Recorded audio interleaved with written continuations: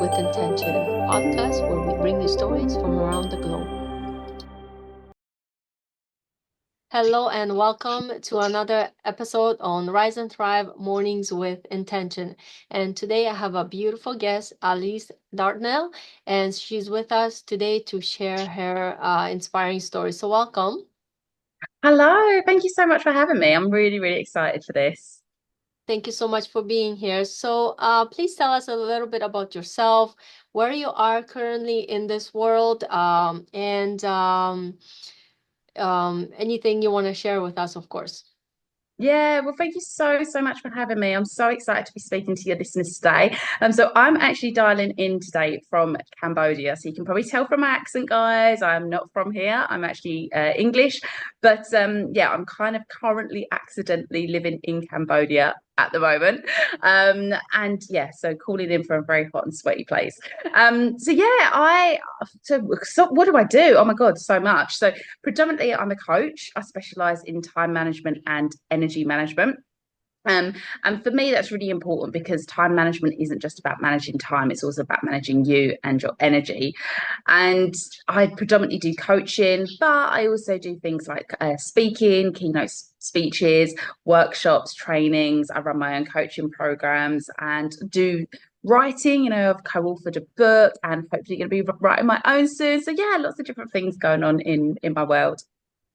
That's super exciting. I can't wait to hear more. This is amazing to talk to you all the way from Cambodia, and I am currently in Canada, so I know. quite a bit far away from you. But this is so exciting. And Alice here is also in the collaboration book called The Unstoppable Female Entrepreneurs Living Fearlessly. So please tell us what inspired you to join this collaboration book in the first place? Yeah, do you know what? There was lots of different things that inspired me to join this book. From my own personal perspective, I really want to write some books. I want to write books around uh, using time management for energy management. I want to write a book on like time management tips for ADHDers. There's so many different books that I want to write, but it's quite a big process to just jump in and write your own book. I'm also severely dyslexic, so reading and writing is actually quite difficult for me. So when I saw this opportunity for a book collaboration, I was like, oh, okay, this could be like a really good way to like test to see if I do want to become an author. But also my story shares my journey, I suppose, from the day that my husband unexpectedly walked out on me and my divorce and to where I am now. And the whole point of this book was how female entrepreneurs have triumphed over something, over something that's happened in their life. And, no one goes into their wedding day thinking they're going to get a divorce, but so many of us do. And I think there's still a bit of a stigma around it. I know I definitely felt that sense of failure and oh my God, what do I tell people and all that kind of stuff. And I thought, I'm not the only woman or man, going through this, and let's unite. Let's share the story. Let me share my story, and hopefully that can offer a little bit of hope to somebody else. So yeah, they're kind of my lots of reasons, but they're my two main reasons why I wanted to be a part of this. Wow. Well, I'm sorry to hear about the divorce, and I kind of know, because even I was married at one point, and same thing. Did I ever imagine that it's gonna end one day? No, but sometimes things happen, right? But Yeah. you kind of have to pick up the pieces and keep going, as they say, right? So how did embracing transformation in your personal or professional life unlock new opportunities for growth and success for you? What in regards to writing the book, or in regards to like the divorce? The book. Yeah, I think for me, it's just given me like confidence, I suppose, that I really enjoyed the process. So I think having a goal is really good. Um, an end goal of like producing a book, but I also think you need to enjoy the process as well. And I used to be so bad at this. I used to be like, just get me to the goal. Like, I was really bad at enjoying the journey, but I really enjoyed the journey and the process of, creating the ideas and the chapters and editing it and all that kind of stuff. So, yeah, I think it's given me a lot of insight, excitement. And now, as I say, it's like, oh, I do want to write my own book. And also I can. So I've always really been big on not letting anything get in your way. So, for example, with the dyslexia, rather than just going, oh, well, I struggle with reading and writing, so I won't even contemplate writing a book. For me, it was like, okay, this might be a little bit harder for me, but I'm still going to do it. And writing this kind of chapter in a collaboration book is good proof for that. So I think it's massively helped me in that way. Wow, that's amazing. So going a little bit more in depth with this, many women fear taking risks in business. What advice would you give to those who are hesitant to step out of their comfort zone? And Oh, so good. Yeah, yeah. So I think it's risks is such like an interesting thing because the magnitude and the size of the risk really is dependent on how we're viewing it. And what one person deems as risky really might not be something that someone else even like contemplates, it's just like it's really dependent on the person.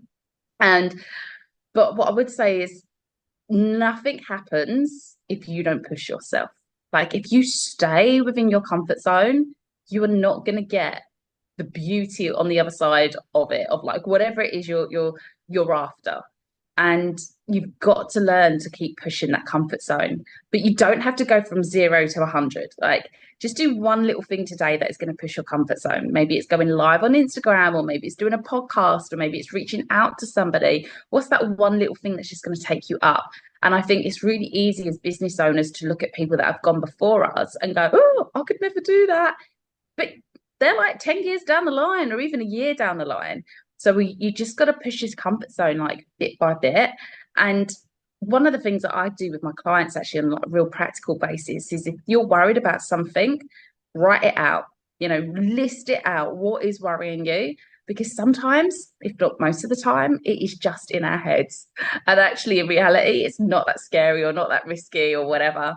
And if it is, then you can start thinking of solutions to mitigate that risk. And so, yeah, that would be my kind of biggest advice for people because I get it. It is scary. And I'm really, really big on neuroscience and understanding how the brain works. And when we're only ever born with two fears, the fear of loud noises and the fear of being dropped. So all the other fears that we have are kind of like man-made and self-created.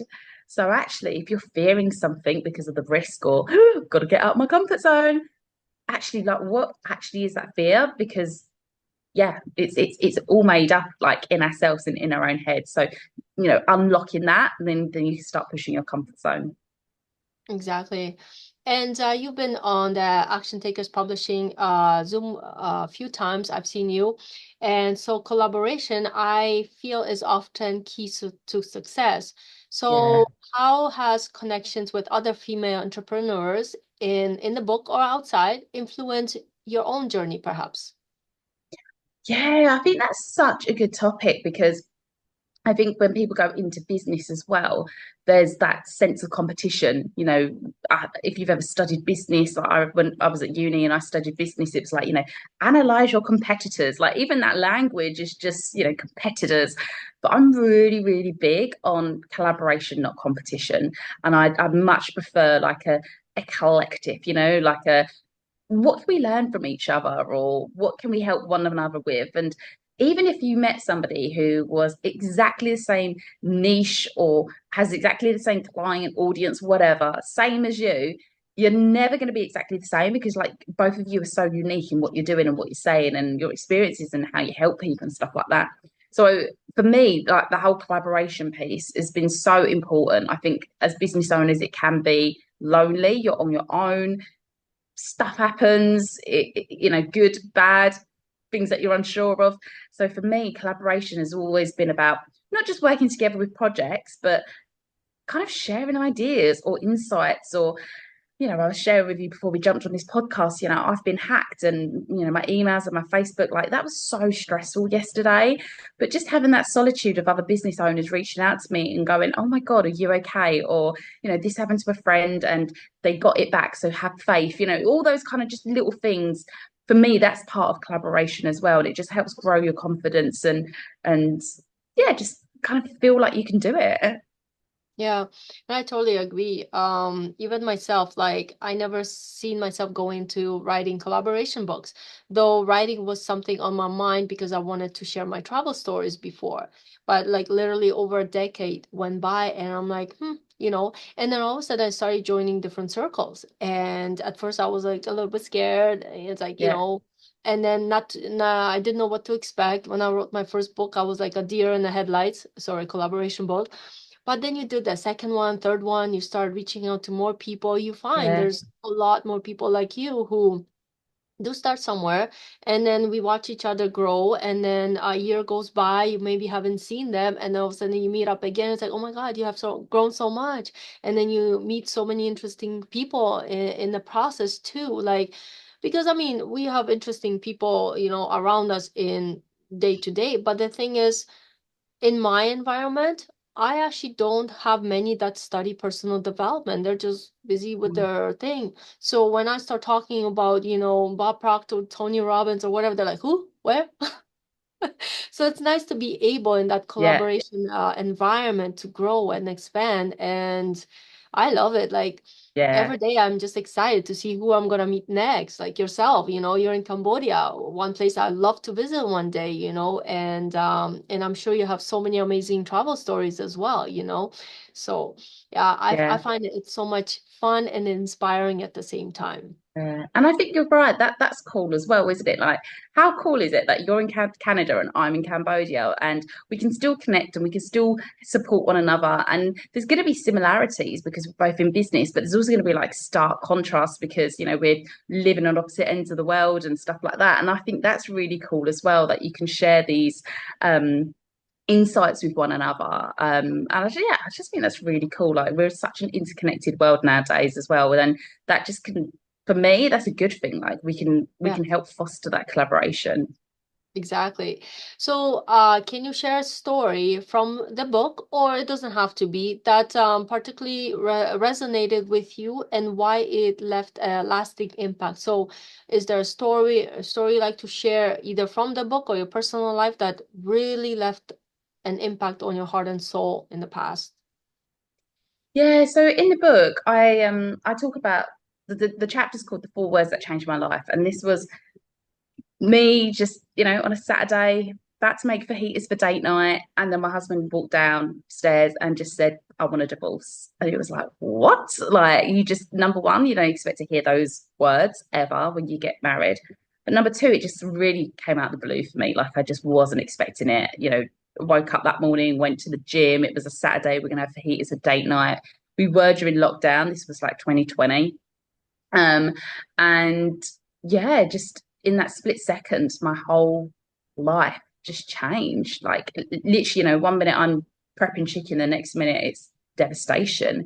And looking back on that experience, sometimes it feels like a different person because I am a different person. I've grown so much through it. And I think one of the big things that I learned through that I've taken as a valuable lesson for myself going forward is that you cannot choose or determine everything that happens to you, but you can choose your next steps. So when all that happened, I had no idea what was going to happen for me next. I had no idea about my future. You're scared, you feel like a failure, like all these things that are going through your head. England were in and out of lockdown as well. Like it was just a confusing, scary time. And the thing that I vowed to myself is like, whatever happens, but if we get divorced, if we get back together, if whatever happens, I'm going to be okay. And trying to curate that level of faith and trust in myself that whatever happens, I've got this. And to know as well that I can get over this. It's going to be hard. It's going to be a tough journey, but at the end of the day, I will get through it. And I cannot change how he behaves, or I cannot dictate if we get back together or not. But I can dictate my next steps and I can choose what I want to do. So when the divorce came through, I was like, right, I have choices here. Obviously, this is a painful experience, but I don't want it to like ruin me. And I know that sometimes these kind of bad experiences, whether that's divorce or whatever, can really, really derail people. And I didn't want that to happen to me. So I decided that I was going to take action and do things that I wanted to do, not because I was like trying to master the pain or anything like that, but I do believe turning pain into power and just, as I say, choose your next steps. So I ended up going to Valencia to learn Spanish. And I was there for 8 months. Absolutely loved it. Now, unfortunately, visa rules for the UK have changed, so I couldn't stay there. And I ended up going traveling with one of my oldest school friends for 3 months around South America. And then because of that, I was like, do you know what? I'm not actually ready to go back to London yet. So I was going to head to Bali. And that's when my parents were like, well, if you're going to Bali, why don't you come to Cambodia and see us? My mum and dad have been here for quite a while. And I was like, okay, yeah, I've got an online business. I can work anywhere. I'll come to Cambodia on the way to Bali for a few months. And that was over a year ago. And I'm kind of still knocking about Cambodia as well as traveling to some other places and back to the UK, etc. But yeah, kind of accidentally living here. So it's like I can't choose what happens to me, the bad things that happen, but I can choose my next steps. And that has become such a solid belief for me now, not just, the divorce was a couple of years ago now. So it's not just in relation to the divorce, but, you know, anything like with the hacking yesterday, I'm like, oh, that is so stressful. But I'm like, can't choose that what happened to me, but I can choose my next step. So it's just a kind of valuable ethos that I'm like taking through the rest of my life now. Yeah. Wow. So in general, as a coach also, what strategies did you maybe use aside from that, like, or would you recommend to somebody to use when they face a setback? Is there anything specific you recommend? Yeah, so much to be honest, lovely. But I think for me, it was things like um mindset, mindset being really powerful and just working on things like my mindset, my energy, being mindful of the language that I was using. I didn't want to play myself as a victim. Um, Also, that kind of like hope in the future, like making sure that I had something to look forward to and I had a purpose as well. So every day I would wake up and I would work on something for me in my future, like my business or making plans to go to Valencia or something. Because I think when you've got that future vision and that hope, or as Simon Sinek would say, knowing your why, like that's what's going to get your butt out of bed in the morning when you're going through a difficult time or whatever. And also just keep working on you, that personal development that, like you're saying, listening to things like Bob Proctor or whatever, whoever your chosen Yeah. guru is that you want to listen to, but just making sure that you're working on you, mind, body, soul. I worked with a PT because I think strong body, strong mind. And, every day I was reading positive things, listening to stuff to help me like manifest law of attraction, just working on my energy, mentally, physically, spiritually, emotionally. And if anyone's listening to this and going, oh God, that sounds like hard work. Yeah, it is. But I'm really, really big on like doing the hard things in life, like makes life easier. So doing that groundwork has made my life easier now. Whereas if I hadn't bothered to do that and I just, masked the pain and was like, oh, I'll just bury my head in the sand, guarantee like that would come to like bite me in the ass later. But because I've done so much like healing and, worked on myself. So I think it's so important. So yeah, I know there's lots of different things there, but I don't think there's like one magic pill Mm-hmm. or golden bullet. I think it's a collection of all those things that help me like get through it and get to where I am today. Yeah, and I totally agree. They could be, different things because, there's different things, different kind of setbacks too, right? So you kind of Yeah, have to, go accordingly. Like I journal sometimes, depends what it is. There's times I have to yeah, sit down and actually journal. There's other times where I feel like I just have to sit still in nature.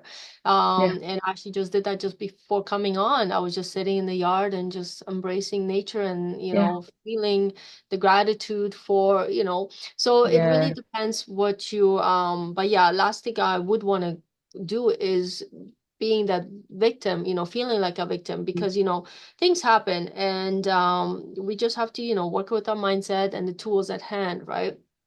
So I Yeah, strongly yeah, believe in that. So yeah, I love that. Thank you so much for sharing that.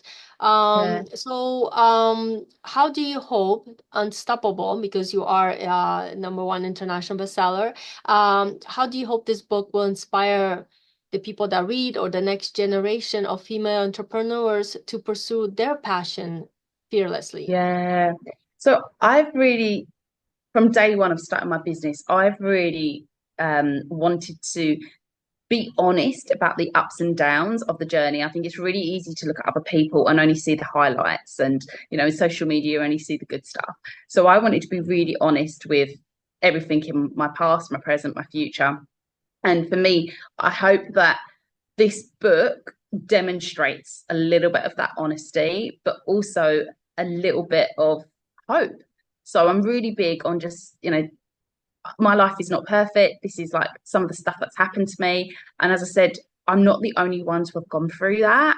And, you know, loads of people will. So it's obviously a very relatable story. But I'm hoping as well that if someone is going through something difficult, doesn't have to be divorce, but if someone's going through something difficult, they can read that story as like a little bit of inspiration and a little bit of hope that we can get through tough things, whether that's in our personal life or professionally. And I think sometimes as business owners, that can be really difficult because we are our business. How we show up every day impacts our business. So when you're going through something really difficult in your personal life, it can overspill into your business. But I want to also show people like you can use that pain for power and you can use that for good. Like in my business, the second year, my business income doubled from my first year, despite going through all that. So, there is hope. You can do it. And I just hope that the book and the chapter just offers that little bit of inspiration for people. Wow, that's amazing. And it is available on Amazon, and we will share the links in this video for you to connect with Alice, whether you want to talk to her. Do you have a YouTube channel? I'm sorry. Yeah, I'm about to launch one actually. So yeah, depending obviously when the podcast goes live, but yeah, I will be launching a YouTube channel very, very soon. But I predominantly hang out on Instagram. So it's just my name, Alice_Dartnell. Come find me. Yeah, I love connecting with people, as I said, collaboration and connection. So come say hi. Of course. So we'll share all those links in this video, how to get in touch, and also the links to for Amazon. And do you have anything that you offer your clients for free, perhaps? Is there anything you offer? Yeah, I've always got some good like freebies on offer and trainings and set and stuff like that. And if anyone wants to book in a free call with me, I run something called an action planning call because one of the things that I specialize in brand time management is, taking action, beating procrastination, shiny object syndrome, overwhelm, all that kind of things that those as business owners sometimes succumb to. So, hop on a call with me. I'd love to help kick you into action and get you going. And whether you're going through adversity or not at the moment, we could all do with a little helping hand sometimes. So yeah, jump on a call. There you go. See, all the help is everywhere. So you just have to reach out, right? Yeah. So reflecting on this theme of this podcast, which is Rise and Thrive Mornings with Intention. Now, this is a long question, but how do you believe setting daily intentions and maintaining focus can help women rise above challenges and thrive in their personal and professional lives? Oh my God, I It's a could loaded not one. I'm agree sorry. more. No, I could not agree more. So I'm really, really big on setting intentions. I'm always saying to my clients, we have to be intentional. And I mean that on so many different levels. Like, first of all, that kind of intentional energy, what are you putting out so that you know what to receive back, but also just being intentional with things like your time. When you go to sit down to do something, the more intentional you are, the more focus you have, the more energy you have. Like, what is your intention behind the thing that you're doing?